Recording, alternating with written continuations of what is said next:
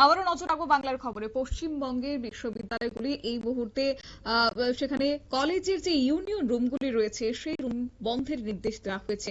হঠাৎ করে কেন এই সিদ্ধান্ত? উচ্চশিক্ষা দপ্তরকে নোটিশ জারি করার নির্দেশ এই মুহূর্তে কলকাতা হাইকোর্টের।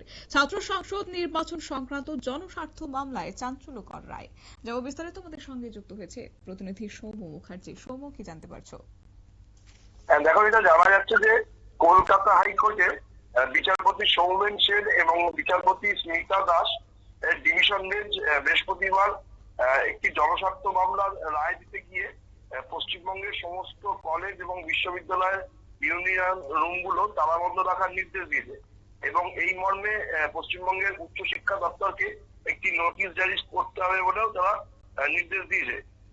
বলা হয়েছে যে যদি কোন রকম ভাবে কলেজের বা বিশ্ববিদ্যালয়ের ইউনিয়ন রুম খোলার দরকার হয় তাহলে রেজিস্ট্রারের কাছে আবেদন করতে হবে এবং সেক্ষেত্রে রেজিস্ট্রার পুরো বিষয়টি খতিয়ে দেখে তারপরই ইউনিয়ন রুম খোলার অনুমতি দিতে পারে, নাহলে ইউনিয়ন রুম তালাবন্ধই করা থাকবে। এবং কলকাতা হাইকোর্ট আজকে রাজ্যের পশ্চিমবঙ্গ রাজ্য সরকারের কাছে যে বহু দীর্ঘদিন ধরে ছাত্র সংসদ নির্বাচন হচ্ছেন না সেই বিষয়ে সরকারের অবস্থান সম্পর্কে স্পষ্ট জানতে চেয়েছেন এবং এই বিষয়ে 2 সপ্তাহের মধ্যে হলফনামা দিতে হবে বলে রাজ্যকে নির্দেশ দিয়েছে। এর আগেও কলকাতা হাইকোর্টের তরফ থেকে এই বিষয়ে রাজ্যের মতামত জানতে চাওয়া ছিল, কিন্তু রাজ্যের তরফ থেকে কোন রকম ভূক্ষেপ করা হয়নি বা মতামত জানানো হয়নি বলেই অভিযোগ। কিন্তু এবার যে রায় কলকাতা হাইকোর্টের তরফ থেকে দেওয়া হয়েছে তাতে যদি রাজ্য মতামত না দেয় তাহলে আদালত অবমাননার পাশাপাশি কড়া ব্যবস্থা নেওয়া হবে বলেও ইঙ্গিত দিয়েছে ডিভিশন বেঞ্চের বিচারপতিরা। আগামী 17 জুলাই এই মামলার পরবর্তী শুনানি বলে জানা গেছে। যেটা অভিযোগ যে দীর্ঘদিন ধরেই পশ্চিমবঙ্গের বিভিন্ন কলেজ এবং বিশ্ববিদ্যালয়ে ছাত্র সংসদ নির্বাচন হয় না, সেখানে তৃণমূলের নেতা কর্মীরা তাদের অনুগামীদের দিয়ে বিভিন্ন রকমের দুর্নীতি থেকে আরম্ভ করে কলেজে বিভিন্ন রকম ছাত্রীদের নির্যাতনের ঘটনা ঘটে।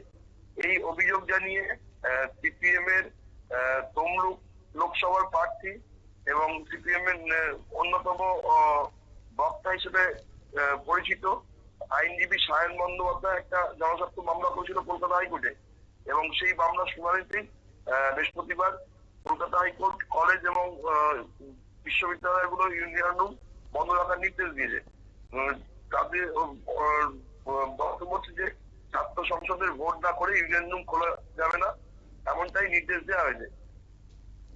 যেটা জানা যাচ্ছে যে গত বছর পরে এই বছরের মার্চ মাসে রাজ্যের তরফ থেকে কেন ছাত্র সংসদগুলোতে নির্বাচন হচ্ছে না সেই বিষয়ে কলকাতা হাইকোর্টের প্রধান বিচারপতি জানতে চেয়েছিল, কিন্তু সেই সময়ের পর থেকে রাজ্য সরকার কোন রকম কোনো তার উত্তরই আদালতকে দেয়নি এবং হলফনামা দিয়ে যে 2 সপ্তাহের মধ্যে আদালত বিষয়টি জানাতে বলেছিল সেটাও তারা উল্লেখ করেনি।